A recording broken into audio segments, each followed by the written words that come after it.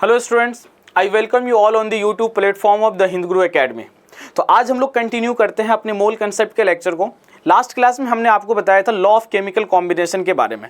Law of chemical combination के अंदर हम लोग बात करते हैं कि अगर एक कंपाउंड की अगर फॉर्मेशन करते हैं तो उसके अंदर अलग अलग एलिमेंट्स आपस में कैसे कंबाइन करते हैं, और इन्हीं चीज़ों को समझने के लिए आपको total 6 different types of law of chemical combination बताया गया था, जिसमें पहला था law of conservation of mass, दूसरा था लॉ ऑफ डेफिनिट प्रोपोर्शन जिसको लॉ ऑफ कॉन्स्टेंट प्रोपोर्शन के नाम से भी जानते हैं, फिर था law of multiple proportion, law of reciprocal proportion, और फिफ्थ नंबर पे था गैलुजैक लॉ ऑफ कंबाइनिंग वॉल्यूम, या फिर हम गैलुजैक्स लॉ ऑफ गैसेस वॉल्यूम भी बोलते हैं, और लास्ट हमारा था अवोगाड्रोज लॉ। तो टोटल 4 लॉ के बारे में हमने बात तो कर लिया था, law of conservation of mass, law of definite proportion, law of multiple proportion और लॉ ऑफ रेसिप्रोकल प्रोपोर्शन। इसके अंदर जितनी भी थ्योरेटिकल पार्ट था और जिस भी तरह के यहाँ पे क्वेश्चन फ्रेम हो सकते थे वो सब हमने आपको डिस्कस कर चुके थे। हम लोग लास्ट क्लास में इसके बारे में बहुत अच्छे तरीके से बात कर लिए थे। तो आज हम लोग स्टार्ट करते हैं गैलुजैक लॉ ऑफ कंबाइनिंग वॉल्यूम के बारे में। तो समझते हैं कि ये एक्चुअली ये लॉ क्या चीज़ को बतलाता है। तो इसका एक सिंपल सा स्टेटमेंट है, according to this law, according to this law, gases always combined.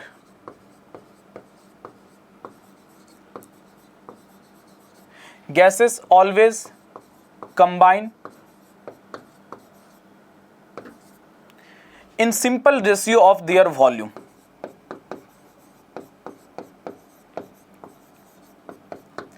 In simple ratio of their volume.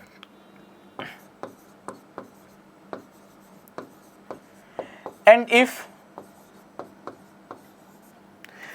formed product is also gas,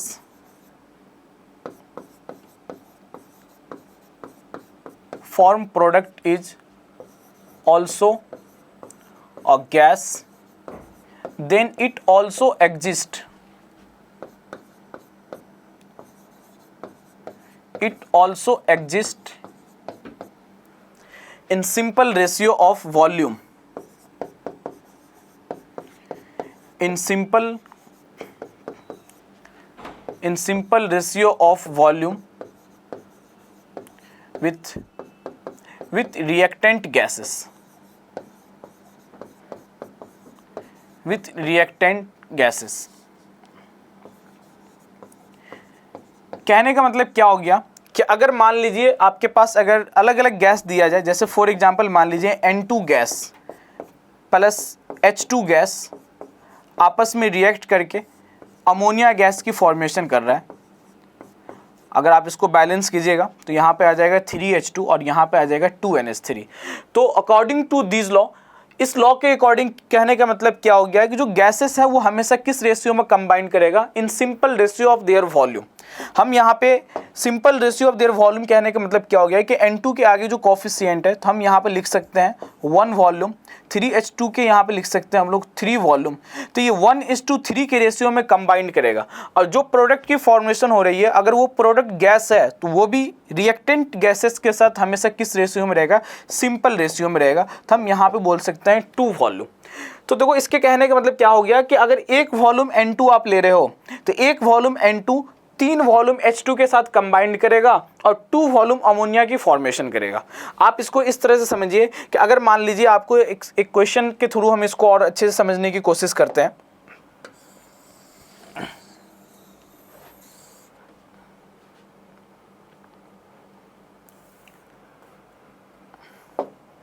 जैसे मान लीजिए आपके पास अगर इस तरह का क्वेश्चन अगर दिया जाए,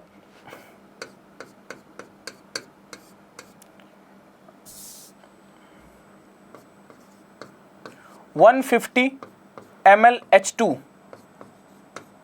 H2 gas is taken. Calculate the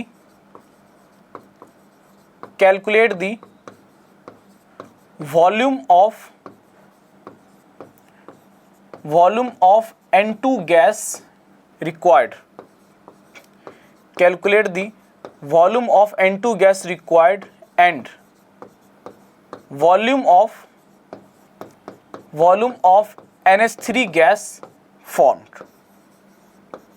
volume of NH3 gas form.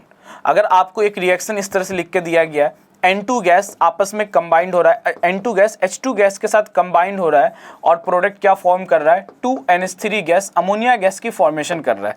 तो अगर रिएक्टेंट और प्रोडक्ट में अगर सब में अगर गैसेस स्पेसीज इन्वॉल्व है तो हम यहाँ पे लिख सकते हैं, इसके नीचे हम लोग लिख सकते हैं 1 वॉल्यूम, यहाँ पे लिख सकते हैं 3 वॉल्यूम और यहाँ पे लिख सकते हैं 2 वॉल्यूम। तो इसके कहने का मतलब क्या हो गया कि अगर आप 1 लीटर N2 ले रहे हैं तो 1 लीटर N2 के साथ 3 लीटर H2 कंबाइंड करेगा और NH3 की कितनी फॉर्मेशन होगा, 2 लीटर NH3 की फॉर्मेशन होगा। आप मिलीलीटर में डील कर सकते हो, अगर 1 ml N2 है तो 3 ml H2 आपको लेना पड़ेगा और साथ साथ कितना बनेगा, 2 ml अमोनिया की फॉर्मेशन होगा। लेकिन आप इस क्वेश्चन में देखो कितना दिया गया कि 150 ml H2 है, 150 ml H2 दिया गया है। तो आपसे पूछा जा रहा है कि अगर 150 ml H2 है तो उसको उसके साथ रिएक्शन करने के लिए N2 की कितनी वॉल्यूम की ज़रूरत पड़ेगा।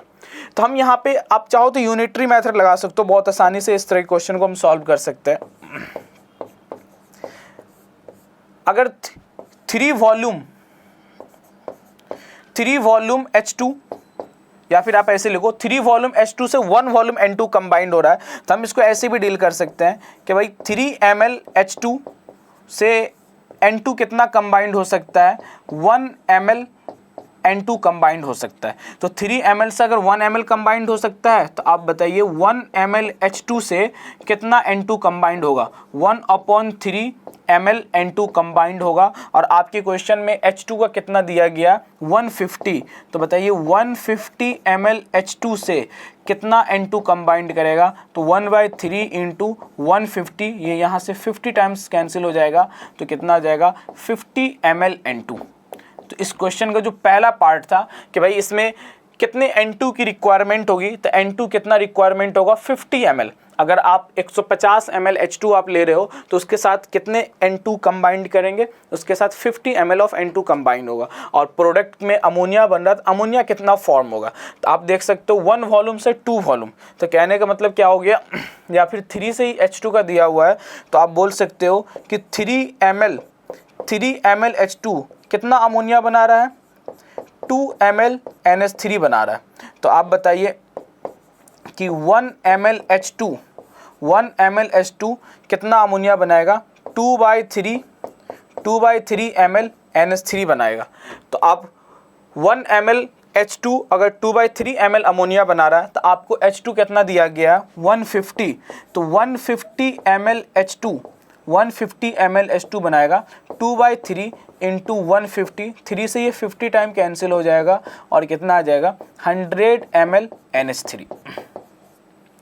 तो इस तरीके से हम लोग गैलुजैक लॉ ऑफ गैसेस वॉल्यूम को डील करते हैं। काफ़ी सिंपल सा लॉ है, आप बस सिंपल सा डेफिनेशन याद रखो कि अगर रिएक्टेंट के अंदर सब गैस है और उसके साथ अगर प्रोडक्ट भी अगर गैस बन रहा है तो उसके जो कोफिशिएंट होंगे तो ये गैसेस हमेशा अपने सिंपल रेशियो ऑफ वॉल्यूम में कंबाइंड करेगा। इसके सामने आप लिख सकते हो 1 वॉल्यूम, यहाँ पे 3 वॉल्यूम, ये 2 वॉल्यूम, और इसी के अकॉर्डिंग ये आपस में कंबाइंड करेगा। उसी के हिसाब से अगर किसी एक के आपको वॉल्यूम अगर दे दिया जाता है तो फिर आप दूसरे के बारे में कैलकुलेट कर सकते हो कि रिएक्टेंट में बाकी और स्पीसीज की कितनी रिक्वायरमेंट होगी और उसके अकॉर्डिंग कितना प्रोडक्ट की फॉर्मेशन होगा। तो ये है हमारा Gay Lussac law of gaseous volume. Next हम लोग बात करते हैं जो कि लॉ ऑफ केमिकल कॉम्बिनेशन का लास्ट टॉपिक है, दैट इज अवोगाड्रोज लॉ, जो हमारी सिक्स्थ टाइप है, अवोगाड्रोज लॉ। अवोगाड्रोज लॉ, तो सबसे पहले हम इसके डेफिनेशन लिख लेते हैं कि अवोगाड्रोज लॉ क्या एक्चुअली बतलाता है। According to this law,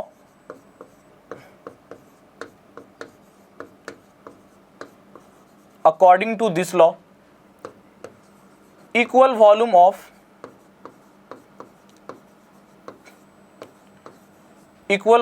of different gases,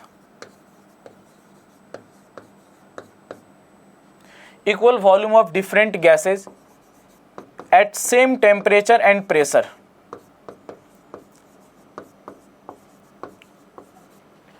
at same temperature and pressure contain equal number of moles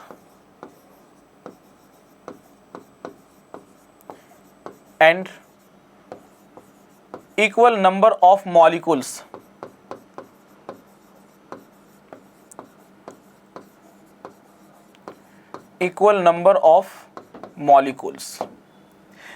इसमें हम एक लाइन और चाहे तो जोड़ सकते हैं, if gases having same atomicity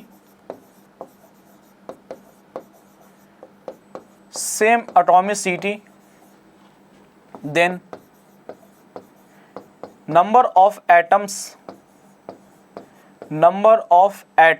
will also same.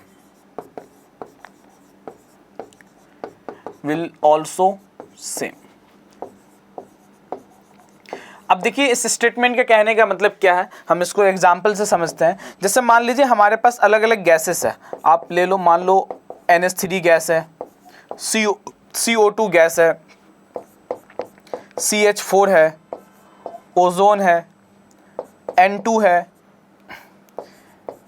SO2 है, NO है, ठीक है। ये हम कुछ गैसेस ले लिए हैं, कुछ डिफरेंट गैसेस है, और स्टेटमेंट क्या है इसका कि अगर सबका वॉल्यूम सेम है और सबका प्रेशर एंड टेम्परेचर भी सेम है, तो आप बताओ गैसेस के लिए हम एक लॉ इस्तेमाल करते हैं, that is ideal gas equation PV = nRT। सबका अगर हम वॉल्यूम सेम कर देते हैं, वॉल्यूम R तो सबके लिए सेम होगा और टेम्परेचर भी सबका सेम है, तो प्रेशर यहाँ पे क्या हो जाएगा, प्रेशर को भी हम सेम कर रहे हैं, तो प्रेशर आपको यहाँ पे स्टेटमेंट दिया गया है at same temperature and pressure, तो टेम्परेचर भी सेम है, प्रेशर भी सेम है, तो जो मोल्स होगा डेट इज R तो सबके लिए सेम होगा, तो मोल्स जो हो जाएगा वो डायरेक्टली प्रोपोर्शनल टू वॉल्यूम हो जाएगा। तो equal volume of all gases contain equal number of moles. तो अगर हम यहाँ पे बात अगर करते हैं कि अगर इसका वॉल्यूम अगर मान लीजिए, अगर वॉल्यूम मान लेते हैं, सबका वॉल्यूम V ले लेते हैं, सबका वॉल्यूम V ले लेते हैं, इसका वॉल्यूम V है, इसका भी वॉल्यूम V, यहाँ पे वॉल्यूम V है, ठीक है, और सबका टेम्परेचर, इसका टेम्परेचर T, इसका भी टेम्परेचर T, सब सेम टेम्परेचर पे है और सब सेम प्रेशर पर भी है, प्रेशर भी इसका सबका सेम कर देते हैं। तो बताइए at same temperature pressure equal volume of all gases के पास क्या होगा, नंबर ऑफ मोल्स भी सेम होगा। तो अगर हम मोल्स की बात कर रहे हैं तो सबका मोल्स कितना होगा, अगर मान लीजिए इसके मोल्स को अगर हम स्मॉल n बोल रहे हैं तो इसका भी मोल्स कितना होगा, स्मॉल n ही होगा। भाई आप यहाँ से देख सकते हैं, अगर हम मोल कैलकुलेट करते हैं तो मोल्स बराबर क्या फॉर्मूला बनेगा, मोल्स बराबर बन जाएगा PV / R × T।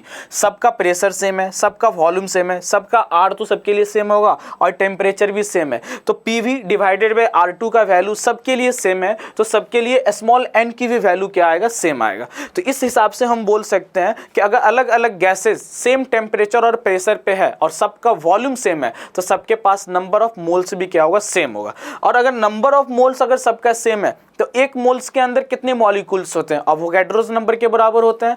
तो अगर n नंबर ऑफ मोल है तो मॉलिक्यूल्स कितना हो जाएगा, n × अवोगाड्रोस नंबर। तो अगर हम यहाँ पे मॉलिक्यूल्स की अगर आप बात करोगे तो मॉलिक्यूल्स कितना हो जाएगा, इसके अंदर मॉलिक्यूल्स हो जाएगा n × Na, यहाँ पे मॉलिक्यूल्स भी कितना हो जाएगा, n × Na, n × Na। तो भाई सबका मोल सेम, तो सब में आप अवोगाड्रोस नंबर से मल्टीप्लाई कर दीजिए, वही उसका क्या हो जाएगा, नंबर ऑफ मॉलिक्यूल्स।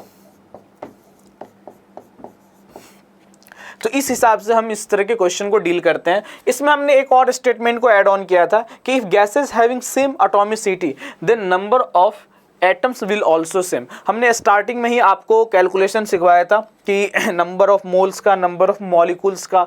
अगर हमको यहाँ पे एटम्स भी कैलकुलेट करना होगा तो मॉलिक्यूल्स से हम एटम कैलकुलेट करते हैं और उसके लिए मल्टीप्लाई करते हैं एटॉमिसिटी। यहाँ पे आप एटॉमिसिटी देखिएगा तो 3 हाइड्रोजन 1 नाइट्रोजन, मतलब एटॉमिसिटी है 4। तो यहाँ पे नंबर ऑफ एटम्स कितना हो जाएगा, 4n × अवोगाड्रोस नंबर। यहाँ पे एटॉमिसिटी आप देख सकते हो 2 और 1 3, तो ये हो जाएगा 3 स्मॉल n × Na। यहाँ पर हो जाएगा 5 स्मॉल n × Na, यहाँ पर हो जाएगा 3 स्मॉल n × Na, यहाँ पर हो जाएगा 2 स्मॉल n × Na, और यहाँ पे भी हो जाएगा आपको 3 स्मॉल n इंटू Na और यहाँ पे भी हो जाएगा 2 स्मॉल n इंटू Na। तो आप अगर ध्यान से अगर देखोगे तो सबका एटॉमिसिटी सबका नंबर ऑफ एटम सेम तो नहीं है, सबका नंबर ऑफ एटम तो सेम तो नहीं है, लेकिन जिसकी एटॉमिसिटी सेम है, आप देखो यहाँ पे CO2, आप यहाँ पे देखिए O3, आप यहाँ पे देखिए SO2। नंबर ऑफ एटॉमिसिटी यहाँ पर भी 3 है, एटॉमिसिटी यहाँ पर भी 3 है, एटॉमिसिटी यहाँ पर भी 3 है, तो ये सबके नंबर ऑफ एटम्स भी सेम है, नंबर ऑफ एटम्स भी सेम है, नंबर ऑफ एटम्स भी सेम है। अगर आप दूसरा कोई एग्जांपल ले सकते हो तो यहाँ पे देखो एटॉमिसिटी कितना है 2, यहाँ पर भी कितना है 2, तो इस दोनों के अंदर नंबर ऑफ एटम्स भी क्या आ गया, सेम आ गया। आप यहाँ पे देखोगे NH3 का एटॉमिसिटी हो गया 4, इसका 5, तो एटॉमिसिटी अगर अलग अलग है तो नंबर ऑफ एटम्स भी क्या है, अलग अलग है। तो हमने क्या बतलाया अवोगाड्रोस लॉ के बारे में कि according to this law equal volume of different gases, अलग अलग गैसेस की अगर वॉल्यूम अगर सेम है एट सेम टेम्परेचर और प्रेशर, तो उसके साथ सभी का मोल्स कितना होगा, सेम होगा। अब वो मोल्स की वैल्यू कुछ भी हो वो तो आपको कैलकुलेट करने से पता करेगा, n = PV/RT। अब n की वैल्यू कुछ भी आए 5, 10, 20 कुछ भी आ सकता है, लेकिन जो भी वैल्यू आएगा वो सब के लिए क्या आएगा, सेम आएगा। और अगर सबका मोल सेम है तो सबका मॉलिक्यूल्स भी सेम होगा, और जिसकी एटॉमिसिटी सेम है तो उसके अंदर नंबर ऑफ एटम्स भी क्या होगा, सेम होगा। तो this is all about Avogadro's law. तो ये यहाँ तक हम लोगों ने लॉ ऑफ केमिकल कॉम्बिनेशन को काफ़ी डिटेल में डिस्कस कर लिया। अब हम आगे बात करते हैं लॉ ऑफ केमिकल कॉम्बिनेशन के बाद जो हमारा जो सबसे इंपॉर्टेंट टॉपिक है इस चैप्टर का, डेट इज स्टोइकियोमेट्री कैलकुलेशन। तो अब हम लोग बात करते हैं स्टोइकियोमेट्री के बारे में।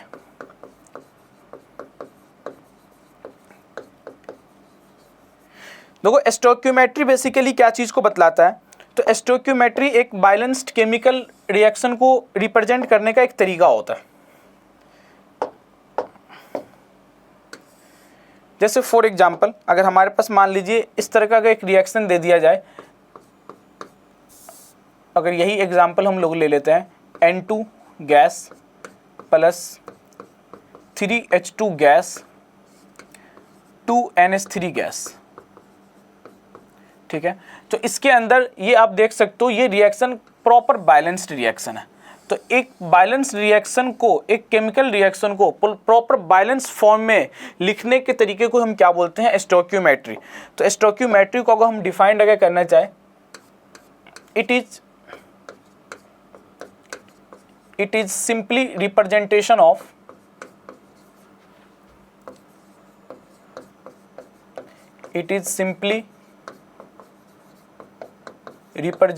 of a balanced chemical reaction।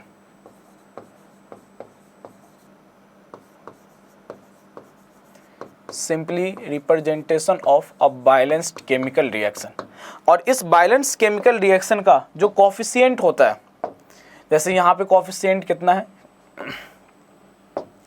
जैसे यहाँ पे कोफिशिएंट कितना है 3, यहाँ पे कोफिशिएंट कितना है 2, और यहाँ पे कोफिशिएंट अगर कुछ नहीं है तो कितना है 1। तो ये सबको हम क्या बोलते हैं, इस सबको बोलते हैं स्टोइकियोमेट्री कोफिशिएंट।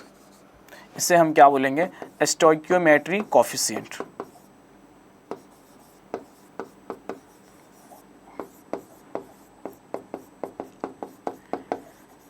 अब देखो स्टोइकियोमेट्री कोफिशिएंट से एक केमिकल रिएक्शन को एनालिसिस करने में काफ़ी इजी होता है। अगर आपको एक रिएक्शन लिख करके दिया जाए और उसमें किसी भी अमाउंट, किसी भी एक पार्टिकुलर स्पीसीज का, N2 का, H2 का या अमोनिया गैस का आपको अमाउंट अगर मोल बतला दिया जाता है, तो हम बहुत आसानी से दूसरे चीज़ों के बारे में, उसके अंदर इन्वॉल्व दूसरे स्पीसीज के बारे में उसकी मोल्स कैलकुलेट कर सकते हैं, उसका मास कैलकुलेट कर सकते हैं, STP या NTP पर उसके वॉल्यूम को भी हम कैलकुलेट कर सकते हैं। कैसे कैलकुलेट करते हैं उसके बारे में हम बात कर सकते हैं। अभी हमने आपको अवोगाड्रोस लॉ के अंदर बतलाया था कि सिर्फ अगर गैसियस स्पीसीज है तो उसको तो वॉल्यूम में आसानी से डील कर लेते हैं, लेकिन अगर मान लीजिए गैसियस स्पीसीज नहीं है, अगर उसके अंदर सॉलिड मॉलिक्यूल्स भी है, लिक्विड मॉलिक्यूल्स भी है, गैसेस भी है, डिफरेंट स्पीसीज इन्वॉल्व्ड है, तो ऐसे केसेस में हम उसको स्टोइकियोमेट्री के हिसाब से डील करते हैं और उसको हम लोग मोल्स में डील करते हैं, कुछ इस तरीके से डील करते हैं। जैसे फॉर एग्जाम्पल आप ये समझ लो,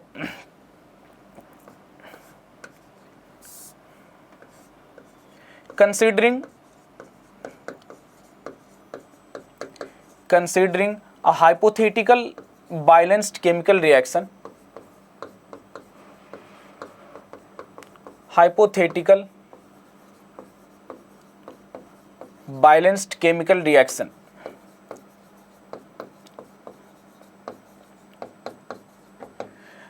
जैसे मान लीजिए आपको एक बैलेंस्ड केमिकल रिएक्शन दिया जा रहा है 2A + 3B और ये रिएक्शन करके क्या बना रहा है 4C। ABC हमने लिख करके दिया है, लेकिन आप इसे मान करके चलो ये प्रॉपर बैलेंस रिएक्शन है। तो अब इसके केस में हम क्या लिख सकते हैं, अब यहाँ पे फिजिकल स्टेट कुछ भी हम यहाँ पे मेंशन ही नहीं कर रहे हैं, ठीक है। तो इसको आप लिख सकते हो, इसके नीचे आप लिख सकते हो इसको 2 मोल्स, यहाँ पर हम लोग लिख सकते हैं 3 मोल्स और यहाँ पर हम लोग लिख सकते हैं 4 मोल्स, ठीक है। अब अगर ये 2, 3, 4 में अगर कोई सिंपल रेशियो अगर कॉमन फैक्टर अगर हटने वाला होगा तो हम इसको सिंपल रेशियो में भी कन्वर्ट कर सकते हैं। इसका मतलब क्या हो गया कि 2 मोल A कंबाइन कर रहा है 3 मोल B के साथ, और जब दोनों आपस में कंबाइन करेगा तो कितने मोल C की फॉर्मेशन होगा, 4 मोल C की फॉर्मेशन होगा। तो आपको अगर मान लीजिए क्वेश्चन के अंदर अगर मान लीजिए आपको इस तरह का क्वेश्चन अगर दिया जाता है, एक क्वेश्चन से हम इसको समझते हैं कि भाई एक गिवन केमिकल रिएक्शन है, बैलेंस केमिकल रिएक्शन है 2A 3B 4C। इसके अंदर आपको अगर अकॉर्डिंग टू रिएक्शन के हिसाब से अगर हम इसके स्टोइकियोमेट्री के हिसाब से लिखना चाहें तो ये 2 मोल, ये हो जाएगा 3 मोल और ये कितना हो जाएगा 4 मोल। और आपको बोला गया क्वेश्चन के अंदर if moles of A equal to 5 mole is given. A का कितना मोल दिया गया है, 5 मोल A का अगर दिया गया है तो कैलकुलेट कीजिए, then calculate moles of B required and moles of C formed. Moles of B required, B कितना बनेगा और C कितना यहाँ पे फॉर्म करेगा। तो देखो इसको हम कैसे डील कर सकते हैं, आप यहाँ पे अगर रिएक्शन के हिसाब से, रिएक्शन के स्टोइकियोमेट्री के हिसाब से अगर आप देखोगे तो 2 मोल A के साथ कितने मोल B की रिक्वायरमेंट पड़ रही है, 3 मोल B की रिक्वायरमेंट पड़ रही है। तो आप इसको ऐसे सॉल्व करो कि 2 मोल A के साथ B कितना रिक्वायरमेंट पड़ रहा है, 3 मोल B का रिक्वायरमेंट पड़ रहा है, ठीक है। तो आप बताइए अगर 1 मोल A रहता तो कितने B की रिक्वायरमेंट होता, 3/2 मोल B की रिक्वायरमेंट होता। तो आपसे पूछा जा रहा है कि then calculate the moles of B। अगर A का मोल कितना दिया हुआ 5, अगर 1 मोल A से 3/2 मोल B बन रहा है तो आपको A का मोल कितना दिया गया, 5 मोल दिया गया है। तो बताइए 5 मोल A से ये कितना बन जाएगा, 3/2 × 5 मतलब 15/2 मोल B बनेगा, 15/2 मोल B बनेगा। अगर आगे हम बात करते हैं, जैसे यहाँ पे 4 मोल C दिया हुआ है, आप ये पूछा जा रहा है इसमें कि then calculate the moles of B required and moles of C form, C के कितने मोल बनेंगे। तो आप देख सकते हो 2 मोल A से कितना मोल C बन रहा है, 4 मोल। तो आप ऐसा बोल सकते हो कि 2 मोल A से C कितना बन रहा है, 4 मोल। तो आप बताओ यूनिटरी मेथड के हिसाब से अगर हम कैलकुलेट करते हैं तो 1 मोल A से कितना बन जाएगा, ये 4/2 मोल C बन जाएगा। लेकिन आपके क्वेश्चन में A का कितना मोल दिया गया, 5 मोल दिया गया है। तो 5 मोल A से कितना C बन जाएगा, 4/2 × 5 डेट इज, यहाँ से आगे कैंसिल करेंगे ये 2 हो जाएगा, 2 5 कितना हो जाएगा, 10 मोल C फॉर्म करेगा। तो स्टोइकियोमेट्री के हिसाब से क्वेश्चन काफ़ी इजी हो जाता है और हम बहुत आसानी से डील कर सकते हैं। अलग अलग रिएक्टेंट को हम एक का आपको अमाउंट दे दिया जाएगा और दूसरे के बारे में हम बहुत आसानी से कैलकुलेट कर सकते हैं। प्रोडक्ट कितना बन रहा है, अगर एक से ज़्यादा प्रोडक्ट रहता उसके बारे में बहुत आसानी से कैलकुलेट कर लेते हैं। तो एक तो ये तरीका है कि आप इस तरह से चलो, या फिर आप आसानी से, हम देखो एक यहाँ पे आपको मेथड बतलाते हैं, हालांकि वो भी यूनिटरी मेथड पे ही बेस्ड है, लेकिन आप इसको बहुत शॉर्ट ट्रिक से आप एक लाइन में आप क्वेश्चन को, ऐसे क्वेश्चन को सॉल्व कर सकते हो। कभी भी आपको स्टोइकियोमेट्री को डील करना हो तो जिसका आपको अमाउंट दिया रहे, जैसे यहाँ पे आप देखो A का 5 मोल दिया हुआ, इसके जिसके बारे में आपको अमाउंट मेंशन किया हुआ है। तो बाकी किसके बारे में पूछा जा रहा है कि बी कितना रिक्वायरमेंट में आएगा। अब देखो बी रिएक्टेंट साइड है तो ऑब्वियसली इसकी रिक्वायरमेंट कैलकुलेट करेंगे, और सी प्रोडक्ट साइड है तो इसकी फॉर्मेशन कैलकुलेट करेंगे। तो बी कितना रिक्वायर्ड में आएगा। तो अगर आपको बी के बारे में कैलकुलेट करना है मोल्स, ये जो शॉर्ट ट्रिक जब भी अप्लाई करेंगे तो उसमें हम मोल्स ही कैलकुलेट करते हैं। एक बार मोल आ गया तो आप मोलर मास से मल्टीप्लाई कर दो उसके, तो वो मास आ जाएगा। अगर मोल्स अगर वॉल्यूम पे पहुंचना है तो एसटीपी एनटीपी पे मेंशन करेगा, तो बाय 22.4 या 22.7 से मल्टीप्लाई कर दीजिए मोल्स के अंदर, तो वहां से आपको वॉल्यूम मिल जाएगा। तो पहले हम मोल्स के बारे में बात करते हैं, ठीक है। मोल्स यहाँ पे कितना आ गया। अगर मान लीजिए बी के मोल्स कैलकुलेट करना होगा तो हम क्या करेंगे, जिसके बारे में कैलकुलेट करना होता है उसके आगे की कोफिशिएंट, उसकी कोफिशिएंट को डिनोमिनेटर में रखिए, सॉरी नोमिनेटर में रखिए, और जिसके हिसाब से कैलकुलेट करना है उसके कोफिशिएंट को डिनोमिनेटर में रखो, और जिसके हिसाब से कैलकुलेट करना है उसके दिए हुए मोल से मल्टीप्लाई कर दीजिए। क्वेश्चन में जो उसका मोल से दिया हुआ उससे मल्टीप्लाई कर दो, तो यहाँ से आपको आसानी से आ जाएगा 15/2 मोल बी इसमें रिक्वायरमेंट में आएगा। अगर हमको सी के बारे में कैलकुलेट करना है, mole of C formed, mole of C formed, C कितना बनेगा, तो जिसके बारे में कैलकुलेट करना होता उसके कोफिशिएंट को नोमिनेटर में रखिए और डिवाइड कर दीजिए जिसके हिसाब से कैलकुलेट करना होगा। अब किसके हिसाब से कैलकुलेट कर रहे हैं, जिसके क्वेश्चन में डेटा दिया हुआ है, इसी के अकॉर्डिंग आपको कैलकुलेट करना है कि सी कितना बनेगा। तो ए के हिसाब से कैलकुलेट करना है तो ए के कोफिशिएंट को डिनोमिनेटर में दे दो, और जिसके हिसाब से कैलकुलेट करना है उसके दिए हुए मोल से आप मल्टीप्लाई कर दीजिए इंटू 4, तो यहाँ से ये 2 टाइम्स कैंसिल हो जाएगा, यहाँ से कितना आ जाएगा 10 मोल।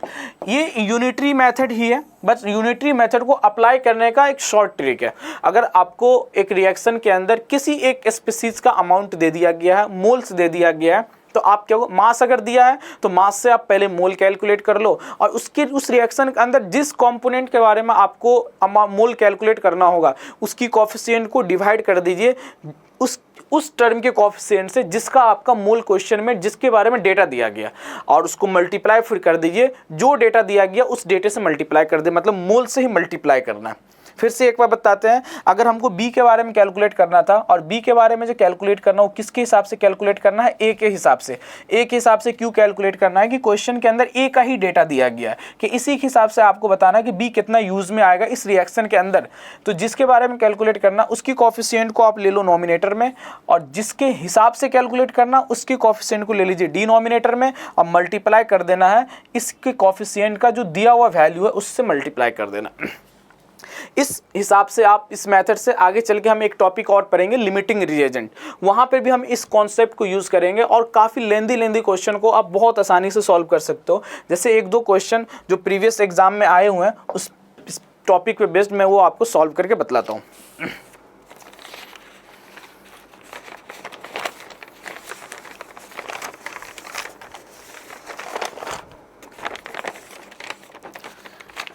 जैसे यहाँ पे हमारे पास एक फर्स्ट क्वेश्चन है,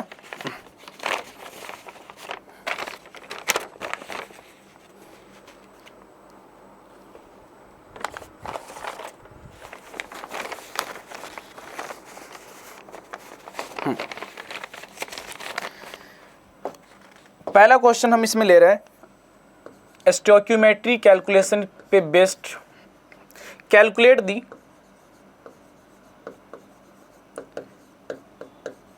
calculate the volume of CO2 gas.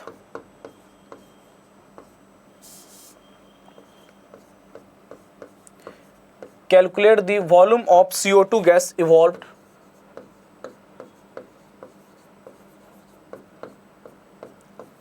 evolved at 1 atm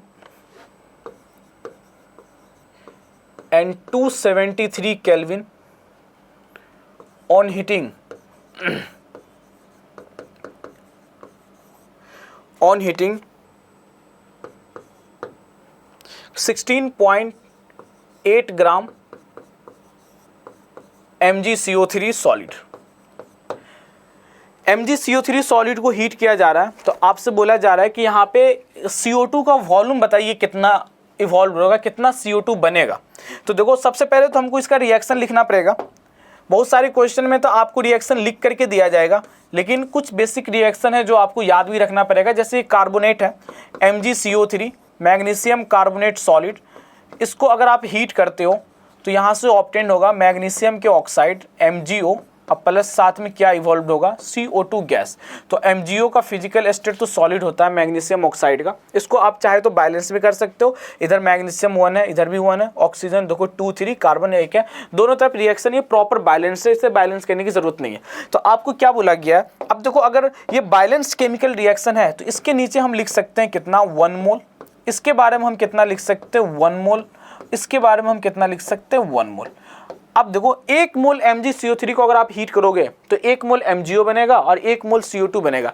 लेकिन जब अगर हम आप शॉर्ट ट्रिक्स अगर हम इसको डील करते हैं तो हमको ये सब करने की कुछ भी ज़रूरत नहीं है, आप बहुत आसानी से सॉल्व कर। तो किसके बारे में पूछा गया, CO2 के बारे में पूछा गया। और क्या पूछा गया, CO2 के वॉल्यूम के बारे में। तो CO2 के वॉल्यूम छोड़ो, हम तो सबसे पहले कैलकुलेट करते हैं CO2 के मोल्स, कि number of moles of CO2 कितना बनेगा।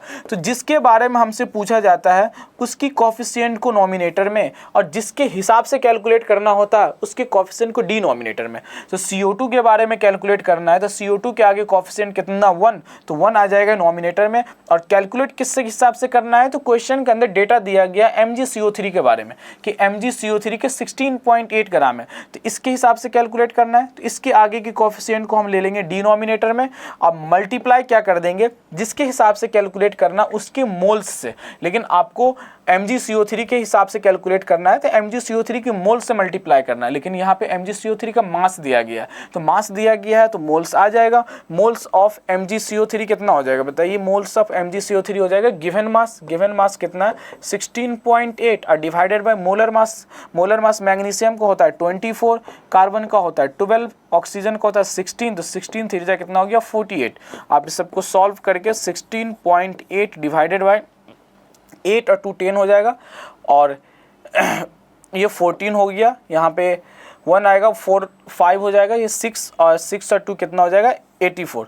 आप इस सबको, अब यहाँ पे कितना मोल आ गया 16.8 डिवाइडेड बाय 84, तो इससे आप मल्टीप्लाई कर दीजिए 16.8 डिवाइडेड बाय 84, तो ये आ गया आपको CO2 के मोल्स।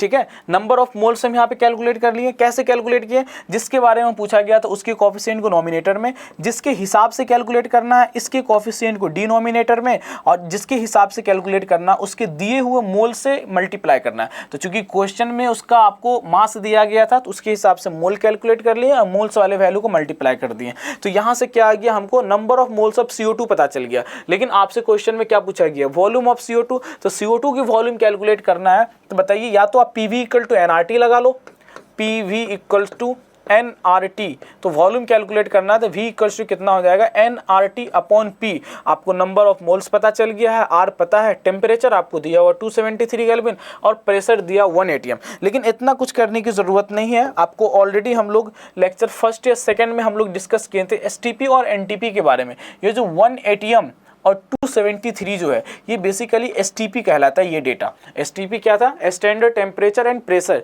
स्टैंडर्ड टेम्परेचर और प्रेशर मतलब कि वो टेम्परेचर और प्रेशर की एक पार्टिकुलर वैल्यू को बतलाता है कि अगर टेम्परेचर का वैल्यू 273 केल्विन और प्रेशर 1 atm है तो इसे बोलते हैं STP कंडीशन। और STP कंडीशन पे मोल्स से अगर हमको वॉल्यूम कैलकुलेट करना है तो मोल्स में हम जस्ट मल्टीप्लाई करते हैं किससे, 22.4 से। तो यहाँ पे अगर आपको वॉल्यूम ऑफ CO2 कैलकुलेट करना है तो जो भी आपको CO2 का मोल्स है उसमें आप मल्टीप्लाई कर दीजिए कितना से, 22.4 लीटर से। मोल्स ऑफ CO2 आ गया आपको 16.8 डिवाइडेड बाय 84 इंटू यहाँ पे आप मल्टीप्लाई कर दीजिए 22.4, जो भी वैल्यू आ जाए लीटर के अंदर वही आपका हो जाएगा यहाँ पे वैल्यू। इसको हम कैलकुलेट कर लेते हैं, आप इसे कैलकुलेट कीजिएगा, ये वैल्यू आ जाएगा आपको 16.8 into 22.4 equal two divided by 84। तो यहाँ से जो वैल्यू आ रहा है डेट इज 4.48, ये इसका फाइनल आंसर हो गया। तो इस तरीके से स्टोइकियोमेट्री की क्वेश्चन को बहुत आसानी से हम लोग डील करेंगे।